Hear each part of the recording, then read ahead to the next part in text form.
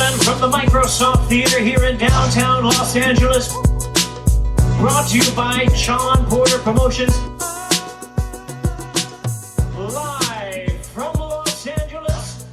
I should get that Porter Promotions part out of there. This is not the Porter Promotions. This is the Porter Way. Welcome to the Porter Way of Motivational Monday. I told you guys that I was going to be doing this a few weeks ago, and here we are. Miss Carlette Patterson, you said you didn't know that you were going to be the first. I'm honored. I love being the first. I thought I told you that you were going to be the first. Well, you probably did, but I am. It's a 10 moment for me to be able to help you to really set up Motivational Monday, because what a great way to start the week. Yeah. So I think a quick rewind for you guys. When we first started this thing, I told you guys it was going to be more than just boxing. As you all know or should know, I'm into football. So football's coming soon. So bear with me. We gonna stick that in there, almost in the championships of the NBA playoffs. So we're gonna be sticking that in there as well. But just saying all that to say that now is the time for me to start my Motivational Monday episodes, and I'm so excited about it, because if you've been paying attention to me, if you've been paying attention to the Porter Way podcast, you know that outside of being athletic and outside of being a boxer and a champion and exciting, all this and that, to my core, I just really want to help. And at my core, I just really want to use my voice to motivate, to inspire, to at some capacity teach and things like that, which kind of is also why you're here, Carlette. For you guys who don't know, Carlette Patterson is the life coach who has taken me through my certification and certified me to become a sports life coach. So with that being said, I think that is the official introduction of Carlette Patterson to the Porter Way podcast. So welcome, and thank you for coming in for this weekend. It's a very blessed weekend because you're here. I agree. And we want to start with celebrating you, because it's a big day. Oh, Lordy. I know your graduation. I know it's sports life coaching is really a very tough, just intentional champion way of living. Yeah. And so when you signed up, let's just talk about that a little bit, because you and I go back several years, and you've always wanted to do this. As soon as I was your sports life coach, you thought, hey, I might want to do that. And I don't think you had any idea what you were getting into. No, not at all. So let's start with that before we celebrate you, because I'd love to start at the beginning. The power of story is amazing, and your story is incredible. And what a gift sports life coaching is, because it's about your life as well as paying it forward into other people's lives. Yeah. Let me say this. When I called you just last year, 2020, during this pandemic, just was really, I didn't need a change. It was just, I felt like now's the time for me to pursue what I've been wanting to pursue. We didn't know what was going to happen with the pandemic and all that kind of stuff. And so I really just called you seeking some information. Like, how do I do this? And what is it? But if you remember when I first called you, well, I actually remember two things about when I first called you. When I first called you, I was telling you that I've been thinking about going to school and getting a bachelor's degree in psychology. I feel like I know people pretty well. I feel like I understand people, and I know how to help people. But I really want to do what you did for me. How do I do it? How do I do that? How can I start to do what you did for me? And do you remember what you said? You said, "I'm right here, baby." you said, "I'm right here, baby. Whenever you're ready, you just come and you let me know, and we'll start your certification." So before we go back to my story, because we definitely have to do that, I actually did not realize, and it's probably ignorant of me, and I'm okay with saying that, but I didn't realize you started sports life coaching. How did that start? Well, it's 22 years old now. Yeah. So it's been going on a long time. I know that. Let me say this. Mind y'all, I didn't know that until we were about to record.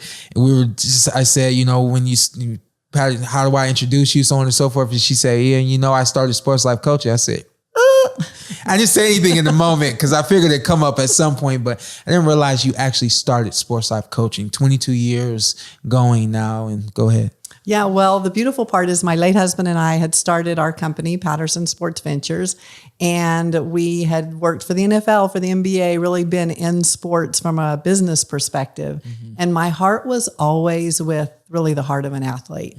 Who's taking care of the athlete? What's happening? So when we were able to, we had a family already, and I got pregnant with another baby, and there's a 16-year age difference. Oh, so wow.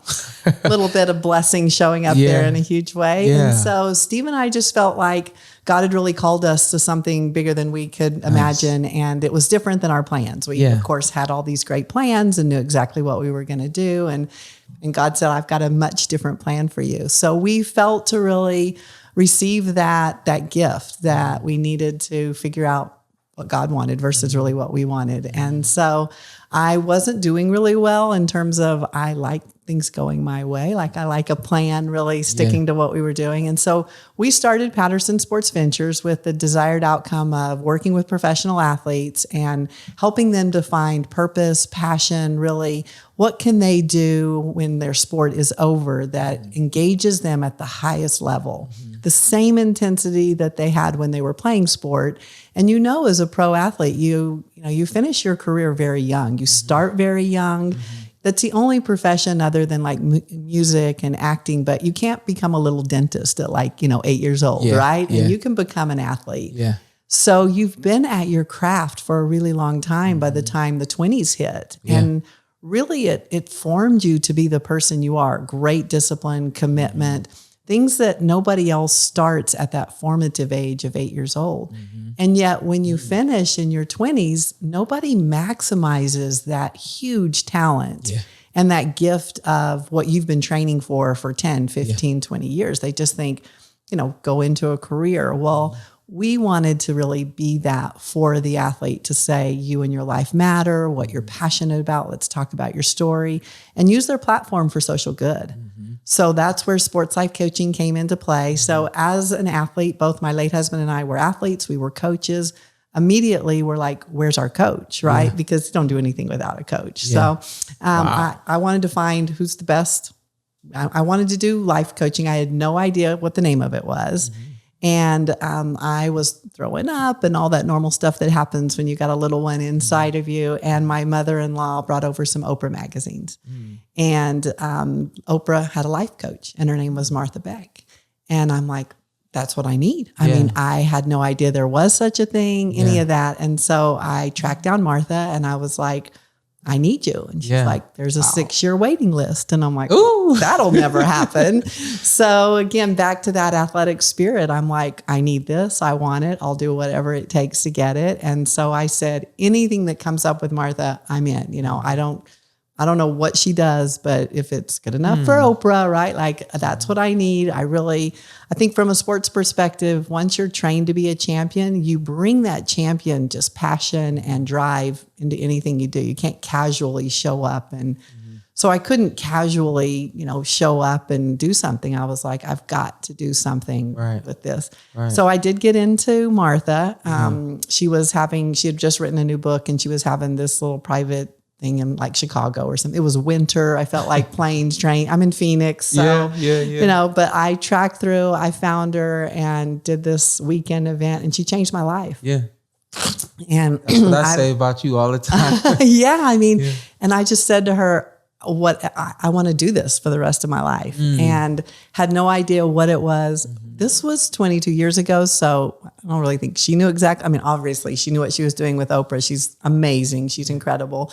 But I don't think sports life coaching wasn't anything like what it is. And so she trained me, did some amazing work with me. Again, just such an incredible woman. Wow. And she said when she finished training me that now you have to give this to what matters to you in life.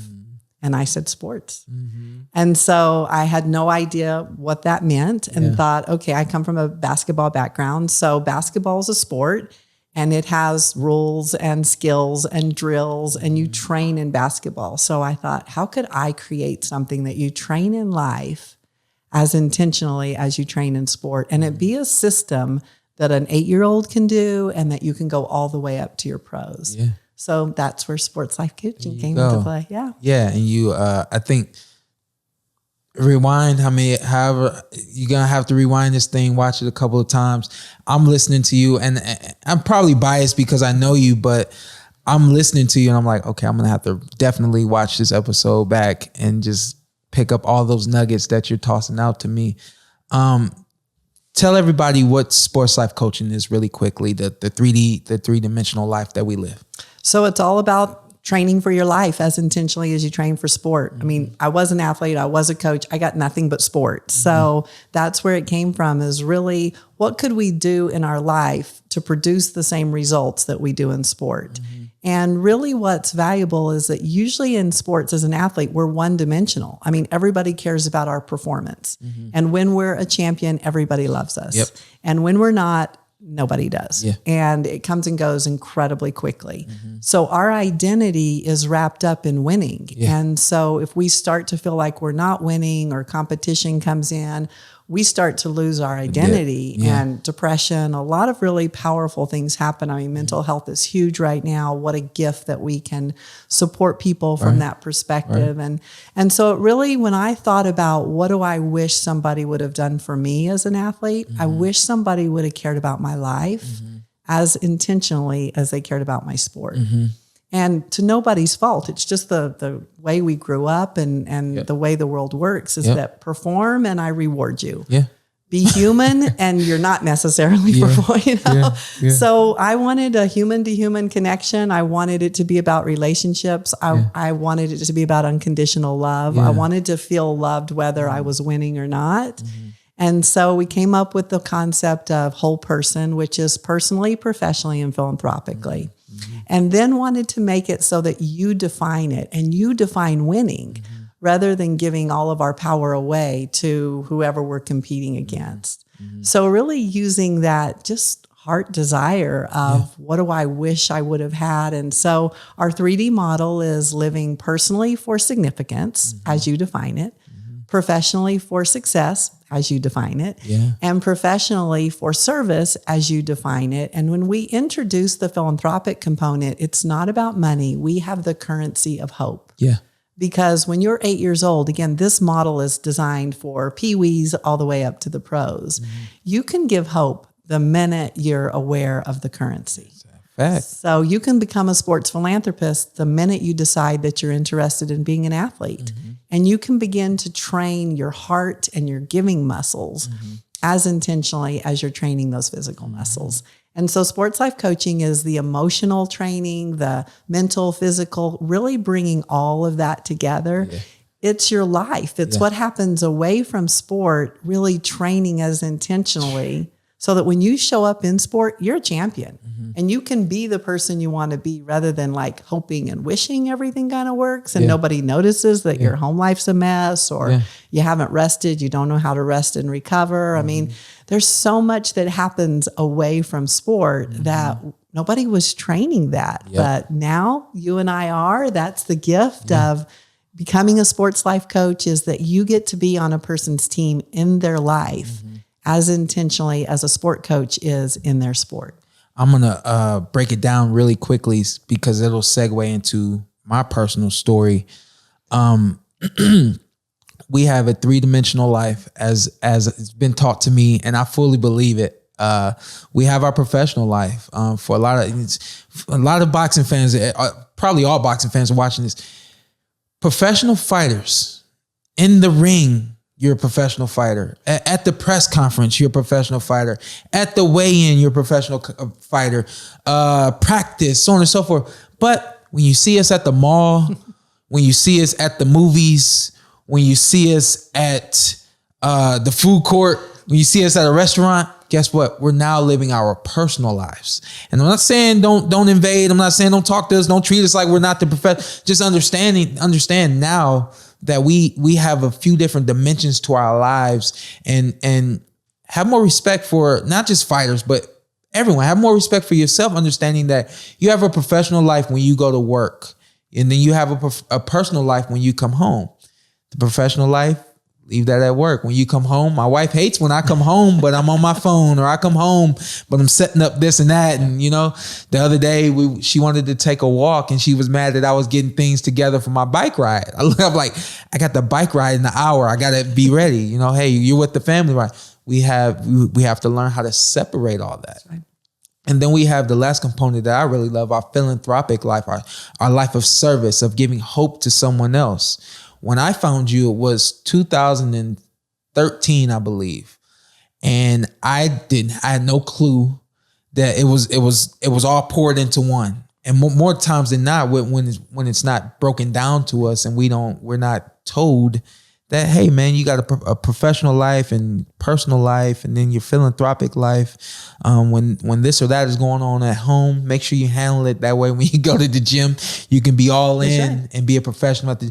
I had so much going on in 2013 that it just kind of all poured into one.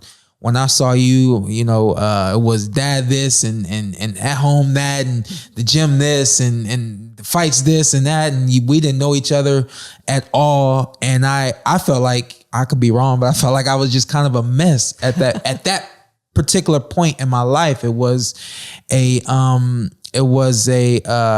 growing, a maturity, a time for me to mature.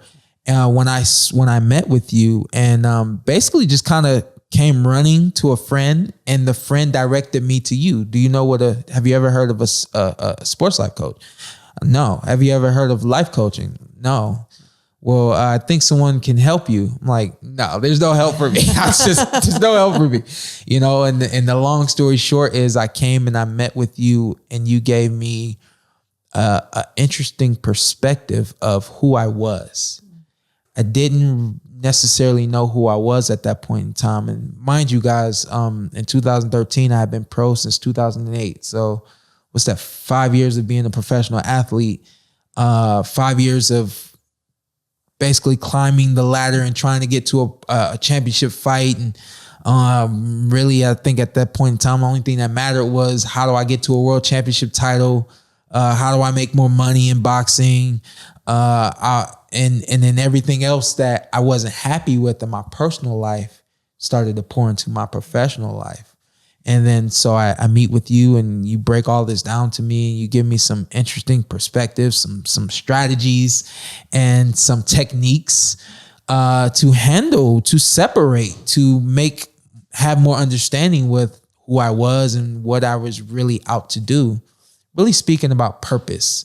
I think that sports life coaching, I think maybe one thing that I see kind of shows up in every workout that we do is purpose. What's the purpose of this workout? It's actually our language is what we say. So, hey, what's the purpose? How can I serve you? That's what we say to our clients. So you help me really identify my purpose. And you help me understand how I can get to my purpose and still be happy, get to my purpose and still be relaxed and be calm and be Shawn Porter. And I think that you really helped me become the Shawn Porter that everybody sees, because prior to you, it was just like I kind of was going through the motions, you know? So I think that really speaks to sports life coaching, how you can get an athlete from being someone who just goes through the motions. And this is because this is what I've done since I was 8 years old.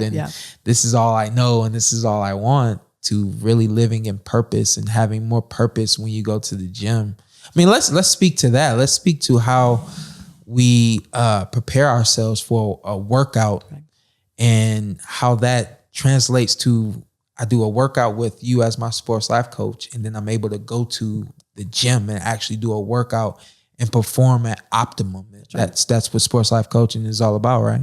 Well, and the gift is we use the language of sport. That's what's unique about us, because that's our muscle memory. I mean, you don't have a meeting with me. I'm not a counselor. So, you know, you're not showing up and enjoying, you know, a talk conversation with me. It's that you're going to have a workout. So you have a life workout. And we are as intentional in our life workouts as you would be in your sport workout. You know, we have warm-ups. And then we get into the skills and the drills and we talk about how we're going to win it. And then we end with a commitment that you're going to take and practice the rest of the week or until we meet again from whether it's game to game or match to match or something from that perspective. So the beautiful part is, however you got to be a champion in sport, we're going to use those same winning strategies, that same muscle memory, and just translate it and transfer it over to being a champion in your life. I find myself telling my wife all the time, I say, I handle everything like it's a fight. I handle everything like it's boxing. Is it you telling me that you can't do this or that? And to me, like we call it being a high achiever. Exactly. In my mind, get it done. If you don't get it done in boxing, you get hurt. Right. And so for me, I just try to get it done no matter what. And I think that the Sports Life Coaching here kind of gives everyone the power to get it done. Let's speak to that. Let's speak to the power you give through Sports Life Coaching. This is really all on the fly. I hope you're sharp. I don't think I'm going to ask you anything that you're not ready for, but if it happens, we will cut and we will edit. That could be a performance barrier. Yeah. So we'll talk about power and then we'll talk about performance barriers. How about that? Okay. So I remember you were taking me through the certification, Live It to Train It model, right? So this is called the playbook. Yeah. This is not a manual. That's right. That I've been telling everybody. Let me get in the manual real quick. Let me look at the manual and see what the manual says.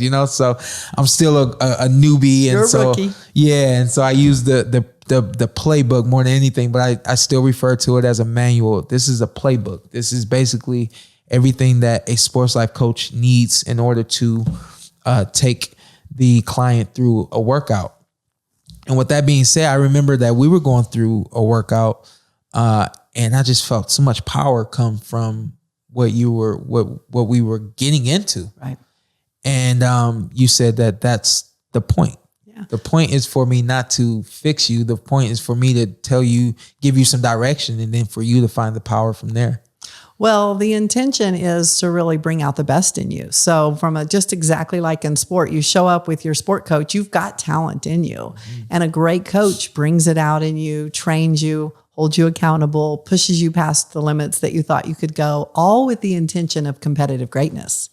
And that's what we're anchored in, is really time, energy, and emotional management for competitive greatness. So as you talk about that getting it done component, that's your competitive spirit. I mean, and you bring you everywhere you are. So even though we're in a 3D model, you still got the one person that you're bringing with you. Yeah. So it's not, it's not like you're a great boxer in the ring and then you come home and you're casual. It's just like, it doesn't work like that, right? So from a perspective of really honoring, wow, I'm a competitive person. Mm-hmm. I don't have to be competitively great against anyone.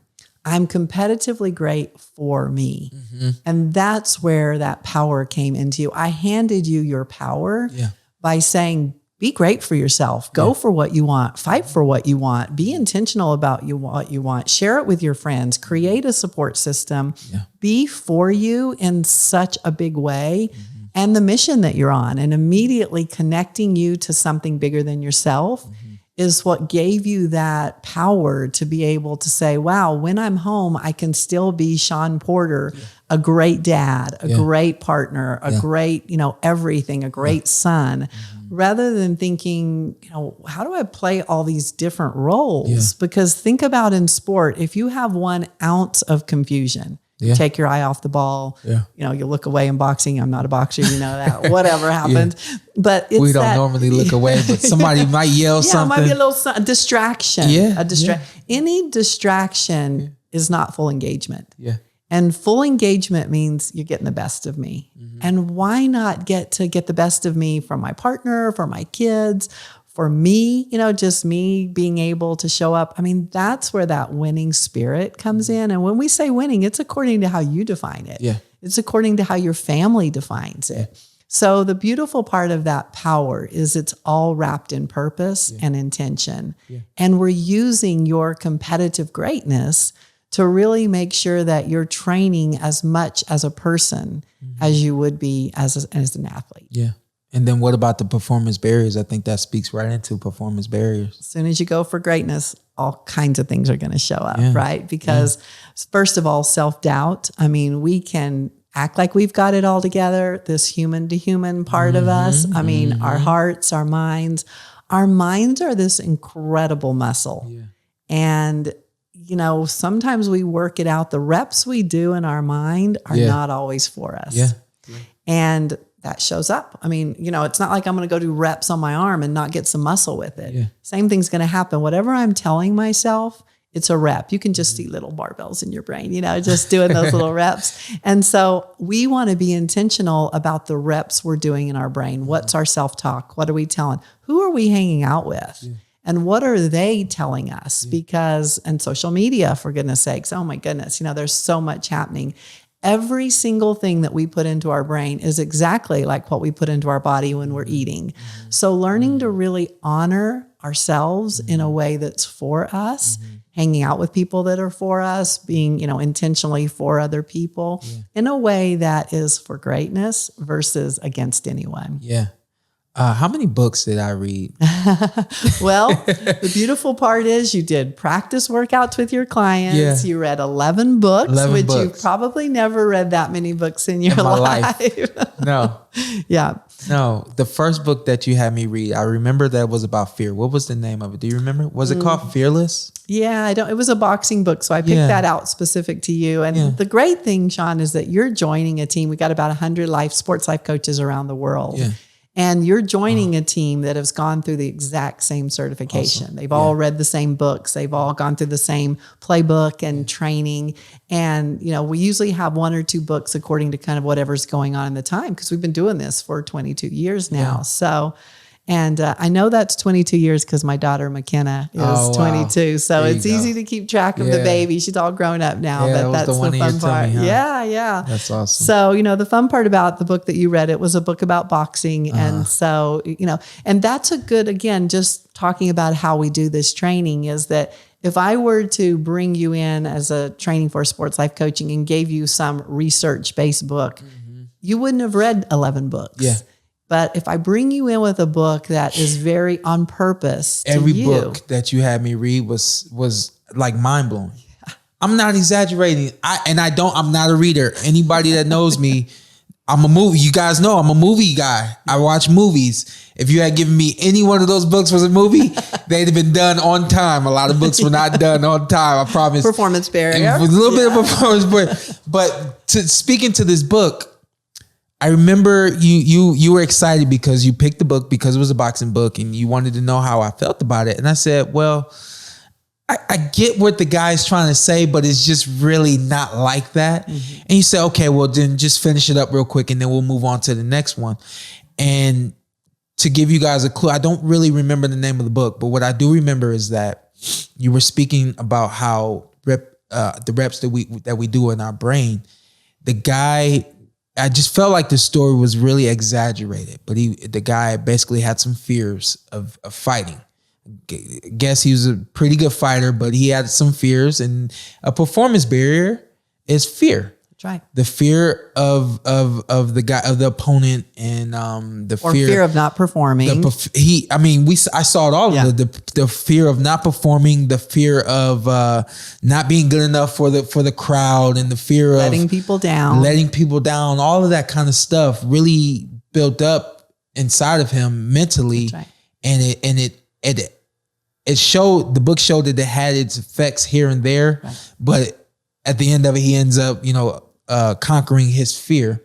But just speaking to that and speaking to the fighters out there, understand that whatever we think, whatever we believe, it will manifest itself. It will come true. I tell people all the time, they say, hey, how do you prepare for your fights and what's going through your mind, so on and so forth. I'm always thinking and visualizing exactly how I want that fight to play out, because I think repetition for me and for it happening, coming true in those certain moments, I really began to believe that if I can imagine this fight to happen the way I want it to happen, it will happen the way that I envision it. And so remember that whatever you're thinking, whatever you are holding on to, and whatever you're believing, it will manifest itself and really come out. If you start to worry about getting hit, you'll get hit. Yeah. If you start to worry about the guy's power, you're going to feel the guy's power. If you start to worry about, I don't know if I can throw this or that punch, I don't know if I'm going to land it, it will happen. We see hesitation a lot in the boxing. I know that you say, I don't know boxing that well. I say, we'll just talk about it. I'll talk to the boxing. Winning strategy. Yeah, I'll talk to the boxing. When you see a guy in the ring and he's hesitating, and you can see clearly that he's hesitating because he sees one thing, but he's thinking, and it's giving himself doubt. Think about it. He's trained his brain to be prepared for the negative, right? Like and so when pressure comes, which is game time, right? Yeah. And so we like to train every day's game day. Yeah. And so in your brain, every day is game day. Yeah. Are you preparing for greatness or are you preparing for failure? Mm-hmm. And so in our sports life coaching workouts, we start every workout with what's your desired outcome, right? So we're always forward focused. Yeah. And when you talk about that visualization, those are reps in your brain. Yeah. So by the time you get to the fight, your brain is prepared because it's seen it, it's practiced it, it's done it. I mean, they have so many studies on people who from quarantine or haven't been able to actually do the physical workouts. Yeah. If they were intentional about their visualization, their mind was ready. Yeah. And so what's very powerful is that we have such power. Yeah. And are we using it for what we want or are we afraid of it? Yeah. And, we like to say from fear to fabulous, right? So it's just really great to be like, what's the fear? Okay, my performance barrier. And again, when we go back to competitive greatness, our fundamentals are truth, faith, and love. Mm-hmm. So we have to start with the truth. And you were talking about that from a belief perspective. Yeah.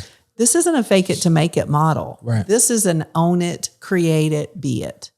So very intentional. So that's why we start with the truth. The truth is I'm afraid of that fight or I'm afraid I might get hit. That's normal. The minute you bring that to our truth, your mind goes, okay, I can relax because I know what we need to prepare for. Yeah. Not like, oh, it's going to be fine. I've got your brain. It's like, no, it's not. Like you've got a huge fight coming up. You haven't done your practice. You haven't done your reps. I love that our brain and our mind are always taking care of us. Yeah.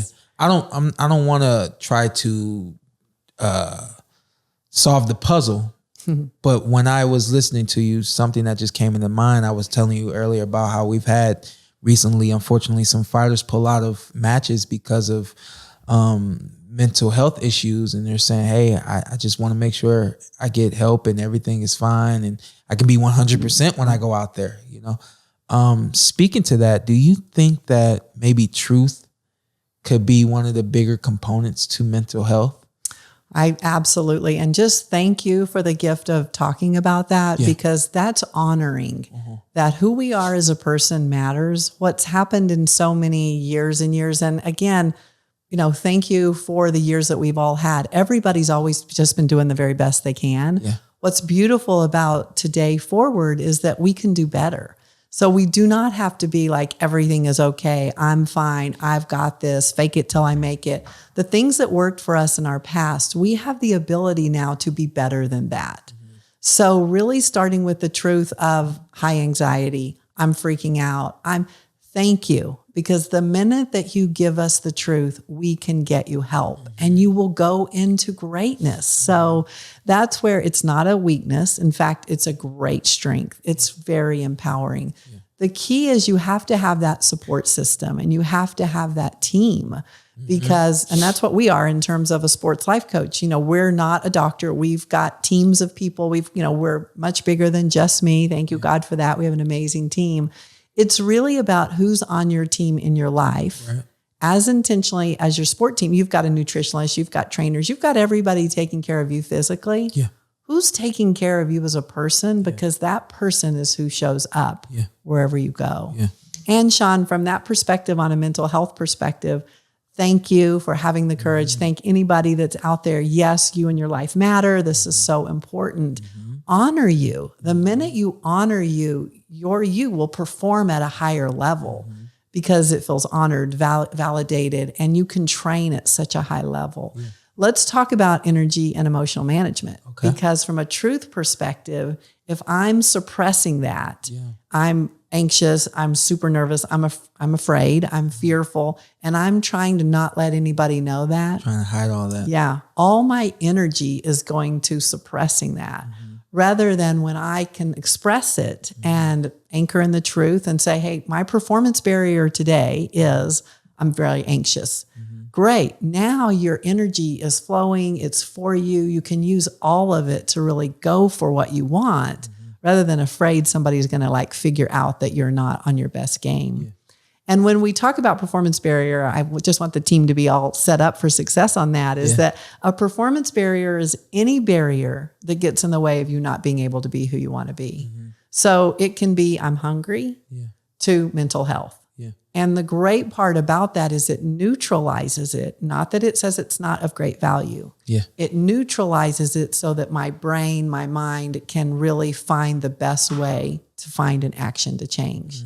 So we go from performance barrier, identifying it, and that's the truth. That's true. The next step, as you know in your training, is what's my action to change? So notice that I took my brain from worry and all that nervousness to figuring out a solution.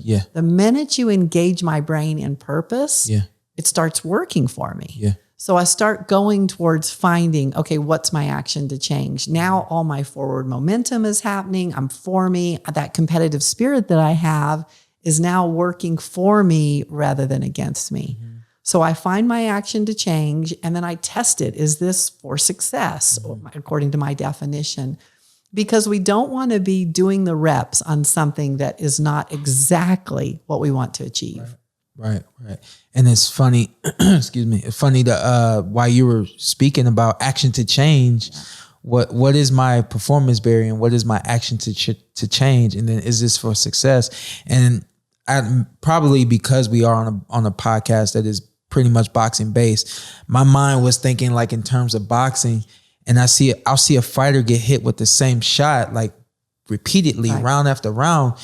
And I'm thinking to myself, like, you haven't figured that out yet. You don't know your action to change so that you don't get hit with that punch. And it just kind of speaks more to the sports life coaching and how everything just really connects to one another. So we talk about, sports life coaching, that the language is performance barrier. The performance barrier is I'm getting hit with a jab. What's my action to change? Sports life coaching language. My action to change is anticipate the jab, see the shoulder move, read my guy and see what he wants to do. And when he throws the jab, my action to change is to slip that punch, or my action to change is to block that punch, or my action to change is to take a step back. And I don't think a lot of times when I do see fighters in the ring and they're getting hit with the same punches, and I'm like, come on, man. It's like, where's your action to change? You're not, your mind isn't thinking that way, but it's the repetition. Right. And what I want to encourage everyone is speaking back to team.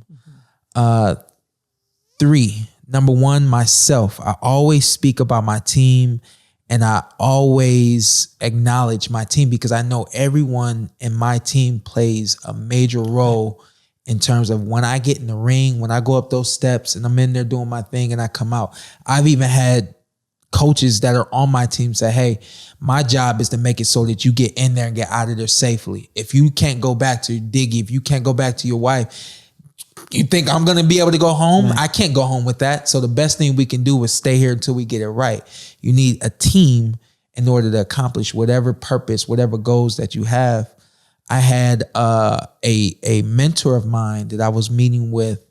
I think we were meeting daily, and we were meeting at the church.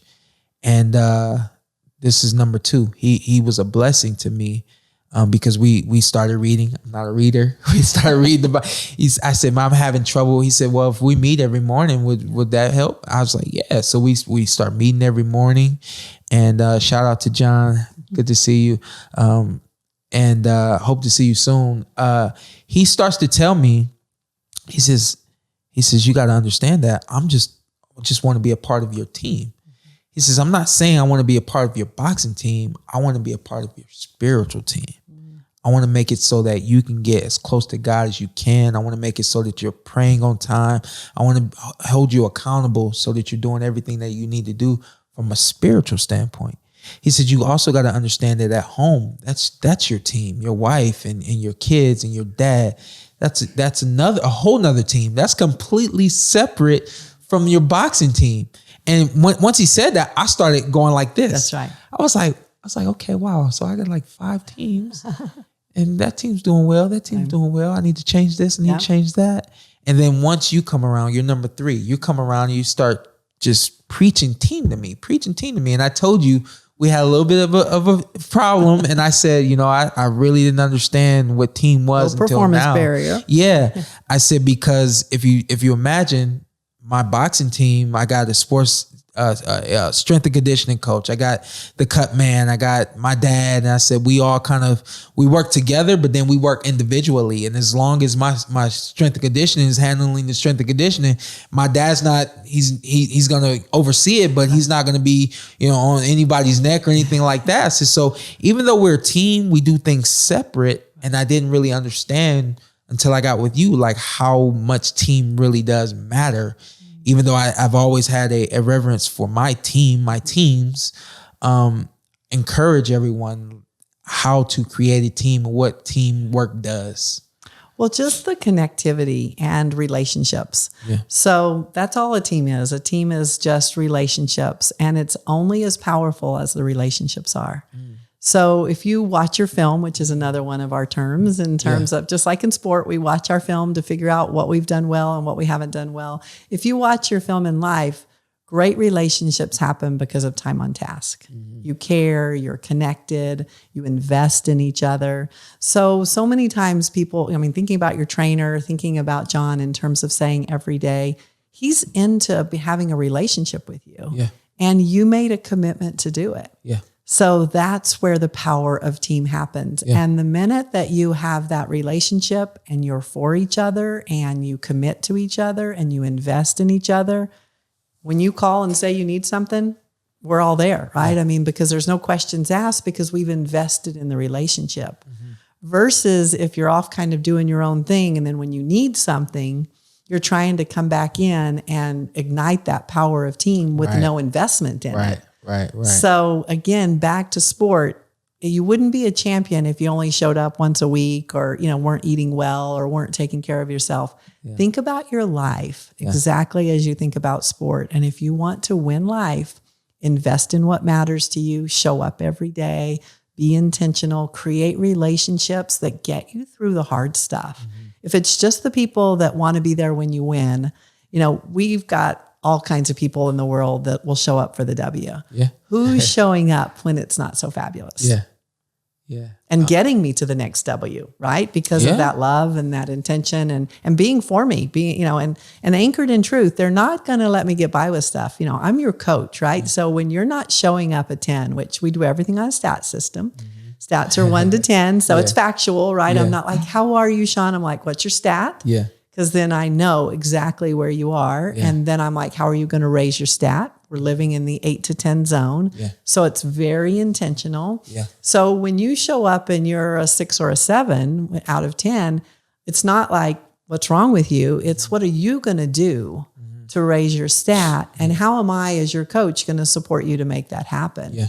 So everything is handing you the power and the ability with a coach to be on your team for it. I'm not being like, get out there and make it happen yourself. We're in relationship for it. Yeah. A part of the philanthropic, a part of the philanthropy that I'm going to initiate with the Sports Life Coaching is doing some episodes that are pretty much just Sports Life Coaching based. Yeah. And I haven't thought about this until just right now. Well, I thought about that, but the thought that I just have right now is whether or not I'll have you come in.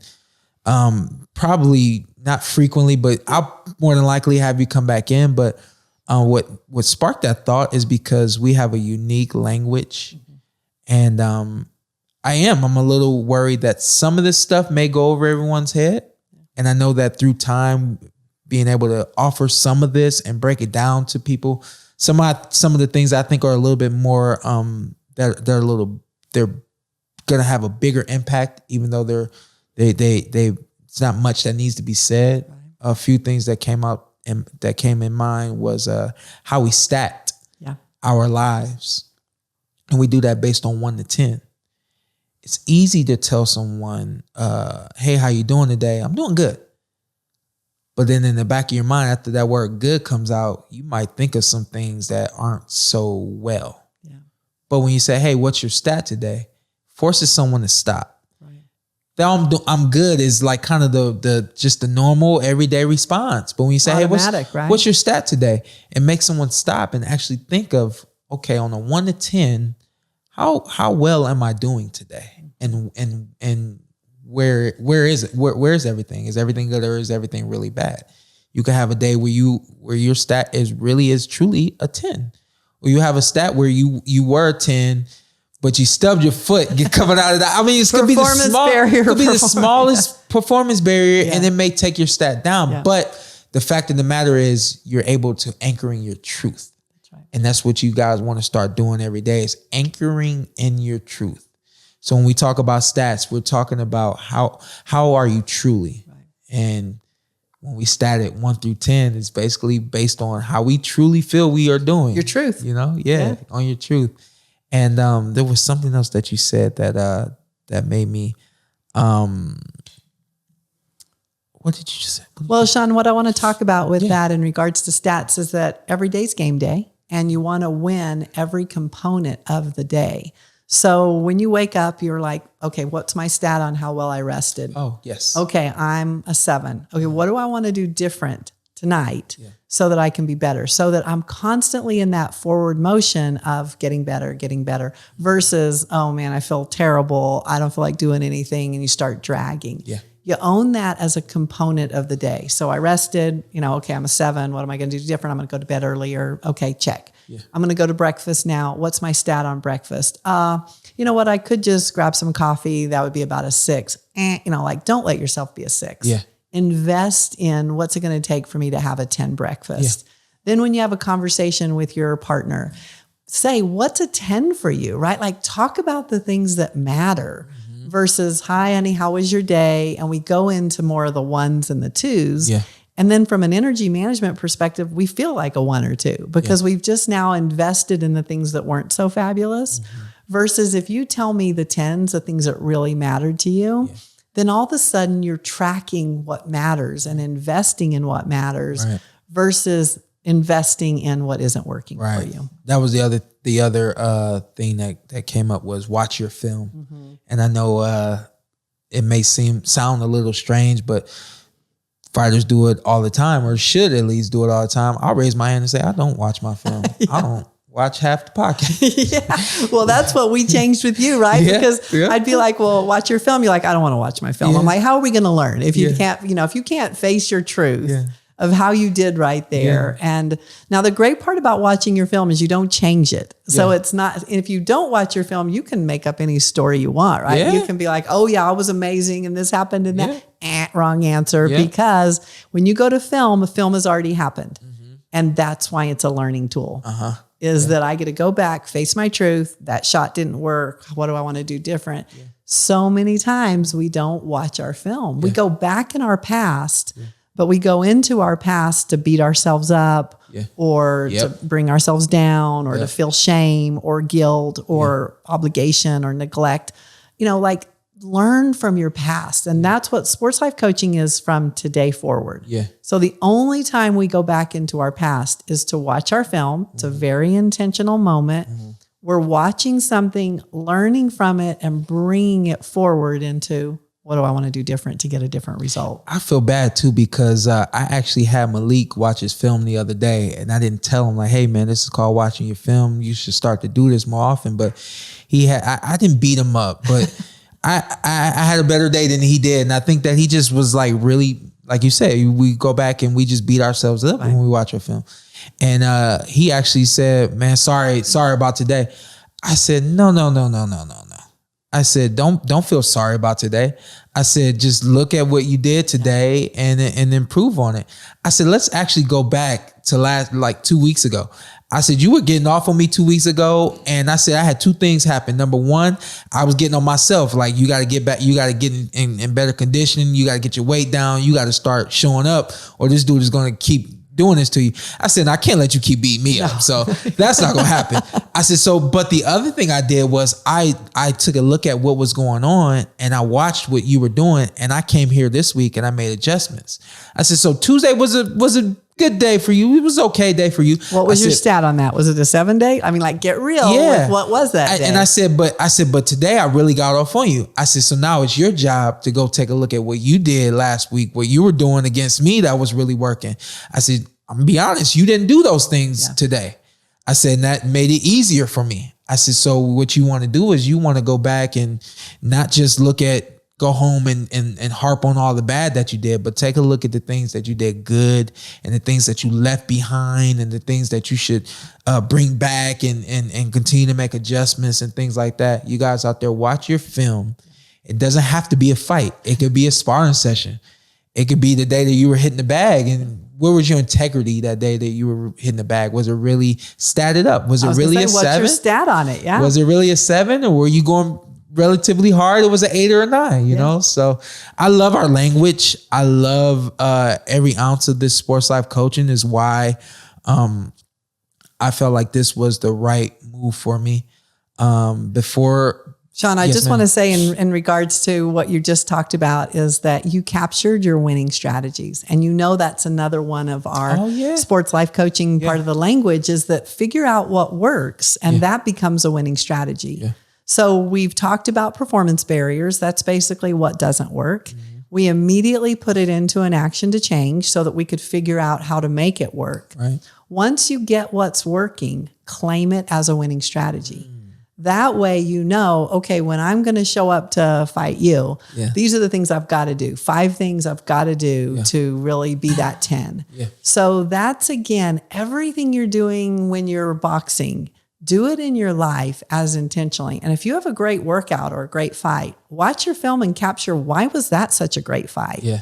Those become your winning strategies. And that's what you do the reps on. Yeah. So now it's not a mystery whether you're going to be a 10 or not. You're totally empowered, trained, ready to show up and fight the fight. So that's that competitive greatness. Yeah, that's kind of where I live. That's where we want everybody living, right? Yeah. Yeah. Owning what works and what doesn't work, fixing it, changing it, getting better. I mean, think about the fun of it, because now when you treat every day like game day, it's not like you got to wait for the fight. Yeah. I mean, in sport, we practice 90% of the time and we perform 10%. Right. And if you're dreading practice, that means you're dreading 90% of your life. Right. I mean, that's so not a 10 life to be living. That was one of the biggest changes you had with me. It was like I dreaded training.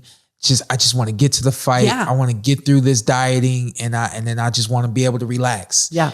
And another lesson for all the guys out there, because it's so hard. Boxing is hard. It's hard to. I'd say being a champion is hard. Being a champion is hard. Yes, ma'am. So if you're going for greatness, receive that it's going to be hard. Yes, otherwise, everybody would be doing it. Yeah. So, yeah. But when you accept that this is the training that I have to do to get ready for the fight, right. Let me just endure this and accept it and appreciate it and have fun with it. Respect it instead of dreading it. Mm-hmm.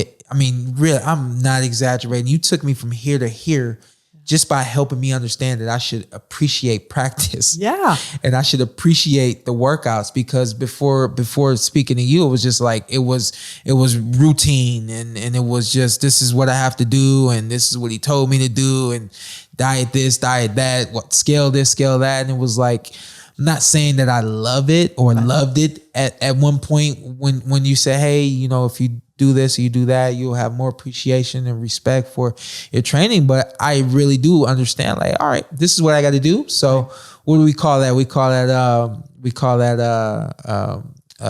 cardio. Yeah.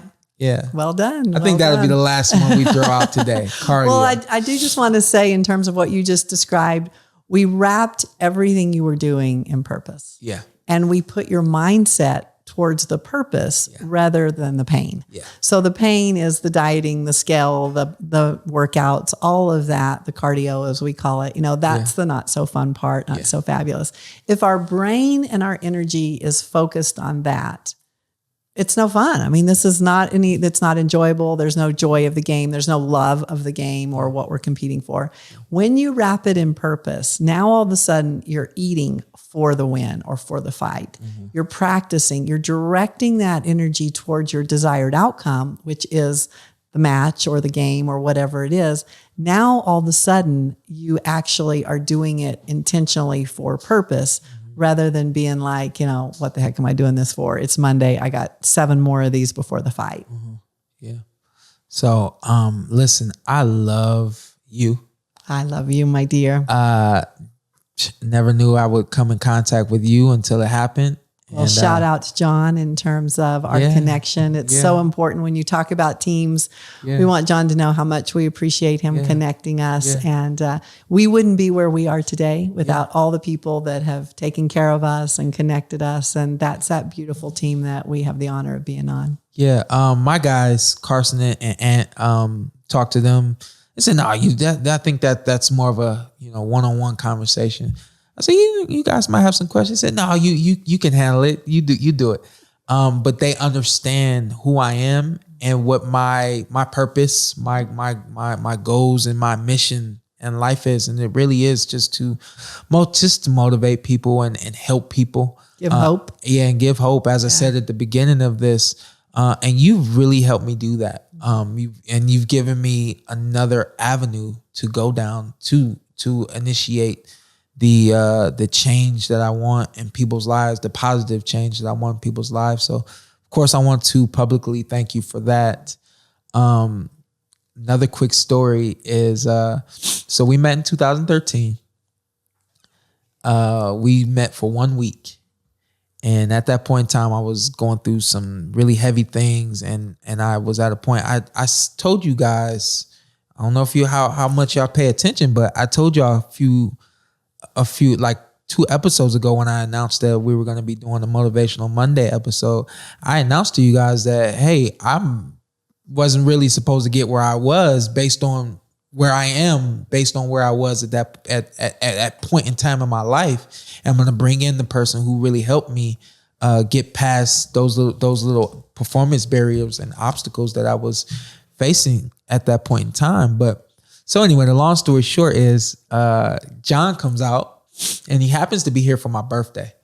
And I had a hibachi in the backyard, which was pretty cool. And he only stuck around for a couple of minutes. But, when old friends catch up, they kind of want to talk about the things that they're familiar with. Yeah. And so he says, how about Carlette? Have you talked to her in a while? I said, no, I haven't. Been 7 years, I think, since we had spoken. Literally. Yeah. Literally. No texting, no nothing. Like no connectivity whatsoever. Literally. And I said, no, I haven't. But I got a number. I'll reach out to her. And when I reached out to you, I had been thinking about what am I going to do after boxing that I can just help. I just want to help and I want to da-da-da-da-da. And the funny thing was I called you up. I said, hey, I just want to talk to you about a couple of things. And you said, well, no, let's talk about you. Catch me up. I said, so what have you seen? You said nothing. I said, really? You haven't seen anything at all? You said, no, I haven't seen anything. I didn't feel anything about that, but it was refreshing that I was able to really share my story and the things that I've done. And I hope that you were able to realize like just the profound effect that you had on me and kind of the handprints that you had left on me that helped me get to where I am now. And with that being said, I am now a sports life coach, yes, right? Woohoo, little victory dance, baby. It's going to happen. So, yeah. Okay, so then let's end on that. Okay. I was taking Malcolm through this the other day about celebrating. Yes. Guys out there, we're all high performers. Intense. We're intense at all times. Yes. And tell everyone about celebrating and why we should take our breaks during our joy breaks. Joy breaks, yes. Yeah. So what's important, the NBA did a great study on really how do you produce winning teams? And it's all about team touches. And that's not just because we're touching each other. It's because we're acknowledging each other, we're for each other, we're celebrating. So as high achievers, we think celebration could be arrogance. We also think about it's an expectation. That's what I'm supposed to do. Yeah. So that's hard on our energy and our emotions. Versus if we bring it into a state of celebration, we are honoring ourselves that we have gone for something great and we did it. And so you watch me do that little, victory dance. Yeah. So it's just a moment of energy release. It's a moment of me being able to celebrate that I actually honored my commitment. I did what I said I was going to do. Yeah. That's what a high achiever wants. We want a sense of accomplishment. Yeah. So why not go for the great stuff in terms of going great, celebrating great? And when I talk about a celebration, it's just that connection. It's all about whatever I need, right? Yeah. It can just be a good job, Carlette, in my head, a little happy dance, Yeah.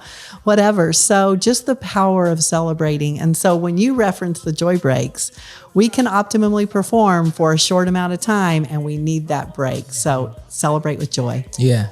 And so let's celebrate. So this is a moment of great joy. So here you go. Let's see your victory dance. You can't receive this without a little victory dance, baby. Let's see it. Woohoo! Celebrating with you, baby. Well done. Mission accomplished. Thank you. Well done. Thank you. An honor to be on your team. Thank you for coming in today. This will be the first of many. I told you. Last thing, and no, you leave it on. Last thing, because I'm always very honest, and it is what it is. I was in jeopardy of not receiving this. Where I said, as a coach, we're going to hold you accountable. We had a moment. We had a moment. We had a few moments. Yeah, Carlette did not allow me to just coast through. And she told me a story about someone who was very high up and said, "Hey, I'll pay for it." Yeah. Because I consider that. Everybody considers that. You said, "I'll pay for it. I just don't have time. I don't want to do it." And you said, "No, this isn't. You can't buy this. Exactly. You have to do everything that everyone else has done." And gotta earn it. How many teammates do we have? Over 100. Yeah. And you didn't make me earn it, but you had the conversation with, "Hey, there's some missing steps here. I can't allow you to do that." And the fact of the matter is, if you allowed me to do that in the sports life coaching realm, it would show up in my boxing. That's right. It would show up at the training. It would show up in the fight, so on and so forth. And so you really took me from good to great, and you continue to take me from good to great. And like I said, we had a moment where I almost wasn't going to get this. And so we get off of the line. We're on Zoom. We get off of the line. And the first thing that came to mind after the beating myself up, watching my film and beating myself up, the first thing that came to mind was, I got to have that certification. And I teared up. I was like, I got to get that certification. This means a lot to me. Well, it means a lot because you did a lot to accomplish it. Yeah.